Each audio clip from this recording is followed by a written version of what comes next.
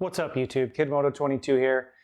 And I'm coming to you guys today to tell you a little bit about something I'm passionate about and give you my insight on it a little bit. And what I want to talk to you guys about is road trip planning, specifically Road Trip 101, the easy way to plan a road trip. It doesn't have to be complicated.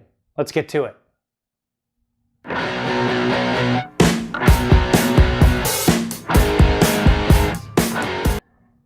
KidMoto22 here. I'm back and I want to talk to you guys about road trip planning and how to plan a road trip and not to overcomplicate it. There's all kinds of things out there that you can use, Google Maps, Waze. There's a ton of software out there that allows you to do road trip planning and you can make it as complicated or as easy as you want. I kind of prefer the easy method. So let's kind of get into a little bit of what you need to do your road trip planning. So the first thing you need to do is you need to have a destination in mind. I always plan my road trips either with a trip route or a destination in mind. And then the second thing I do is I like to plan a way down and a way back that might be different than I've done on previous times to kind of give myself a little bit of variety in my road trip planning. So when this video comes out, I will actually have gone on a road trip that I completely planned last minute. So I'm going to see Dustin from the 5 Dirty Bikers podcast in Illinois where he lives, and we're gonna do a charity ride together over the weekend. And so I kind of planned it last minute. Less than a week ahead of time, I decided I was gonna do this trip from where I live in North Dakota to where Dustin's at. It's about 888 miles. Now, some of you are like, oh, that's just one day that you can bust that off. No problem. I'm gonna do this in a 2-day trip. I'm gonna leave after work on a Thursday and then do the rest of the trip on a Friday. So I'll drive about 5 hours in the evening to my first destination and should be about 320 miles from here. And then I'll do the remainder of the trip on the next day. So really what I try to do when I'm doing my road trip planning is I plan my destinations based on, kind of where I'm going to stay, whether I'm going to be camping or whether I'm going to be staying in a hotel. For this trip, because it's really a quick turnaround, I'm going down in 2 days. I'm spending a day there riding, coming back up in 2 days. So my plan is to do hotels the entire time I'm down there. That's going to give me all the flexibility I need to have kind of a base of operations. I can unpack my bike if I need to for the couple days that I'm going to be in Illinois hanging out with Dustin, and really be able to have like a base of operations while I'm there. But it's a quick turnaround because I'm just going to load my bike up and go. So really for this type of trip, preparation for my bike in terms of packing and the gear and all that kind of stuff really is not a factor. I know I want to bring rain gear because I always bring my rain gear with me on a trip. And I know I want to bring extra batteries and my camera gear for do vlogs and moto vlogs and that kind of stuff. So I know I need to pack that gear. The rest of it is essentially just clothes, toiletries, and probably some sunscreen. Other than that, I'm going to really try to do this trip, pretty light. So the 101 part of it is why I say road trip 101 is that so many people I've asked, why they haven't gone on a road trip is that they are, afraid of the planning part of it. I don't know, how far I can ride or, where I should stop or whatever. And I say, if you've never done this, put a contingency in. Get out there and ride, do some shakedown rides, ride, see if you can ride 150, 200, 300 miles in a day before you actually plan a multi-day trip. Then typically how I do it from there is, like I said, some people plan their gas stops and I do ride with a buddy of mine who plans a lot of our gas stops and, approximately about every, 100 to 120, 130 miles. I like to go those distances because it gives me an opportunity to get off, stretch, move around. Some people like to go tank to tank. They want to go the full mileage of their tank. I'm not a tank to tank guy. I like to typically go between 100 and 150 miles. That way I'm really giving my body a chance to kind of recharge. I can go to the bathroom, I can get something to drink, those kind of things, put gas on. That way I know I'm never really using a full tank of gas, and I know that I've got everything I need, in terms of the amount of time I'm going to be on the bike and what I know I can do. I can ride a lot of miles in a day.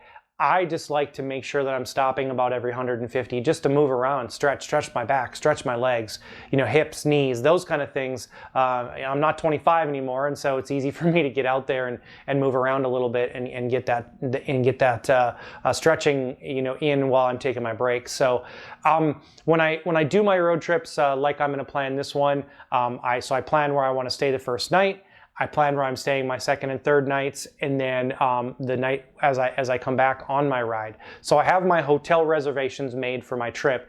And as far as that goes, the rest of it, when I do my planning, I just know I want to stop every certain distances, and I am I would say fairly familiar with the upper Midwest where I live, and know that there's typically going to be a gas stop in those distances that I'm looking at. And so for me, sometimes I might be a little bit under that distance. Sometimes I might stop at 90 miles. Sometimes I might stop at a little bit further, but more oftentimes than not, that's my kind of gas stop distance. So know what your limitations are. That's a good thing to know too. So you know how much you can ride in a day, what you're planning on doing in terms of your distance of rides will also help determine, where you want to go and how you want to plan your ride.